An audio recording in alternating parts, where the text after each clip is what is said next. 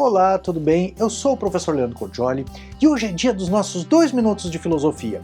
Vamos ver quais são as 4 injustiças da lei? Isto é, como uma lei pode ser injusta? Não esqueça de assinar o canal e ativar o sininho para ser avisado dos futuros vídeos que eu devo subir em teorias da justiça e filosofia do direito. Então, sem mais demoras, que comece o nosso reloginho. Quais são as 4 injustiças da lei?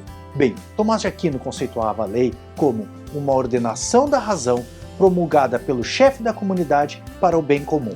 Logo, esse conceito de lei possui 4 exigências. A lei é uma ordenação da razão, a lei é promulgada, isto é, levada ao conhecimento público. Em terceiro lugar, a lei é feita pelo chefe da comunidade, isto é, não é a razão de qualquer um, mas a razão de quem comanda a comunidade que pode fazer a lei. A lei não é apenas para o interesse do governante ou para o interesse de uma maioria, mas é para o bem comum de uma comunidade. Então, seria bom que todas as leis obedecessem a essas exigências. Contudo, muitas leis não obedecem, logo se tornam injustas. Por isso, a lei pode ser injusta. Primeiro, porque ela não provém da razoabilidade e da sensatez do legislador. Segundo, porque ela não é promulgada, isto é, ela não é levada ao conhecimento público. Terceiro, no Estado brasileiro, essa chefia da comunidade é separada em 3 poderes, conforme diz a Constituição. Vale também mencionar que no direito brasileiro existe uma distribuição de competências que é vertical. Logo, existem matérias que são reservadas para a União Federal, por exemplo, legislar em matéria criminal, somente o Congresso Nacional pode fazer. Porém, instituir e cobrar o IPTU é reservado aos municípios. Logo, uma lei pode ser injusta porque, em primeiro lugar, alguém que não tem autoridade pela comunidade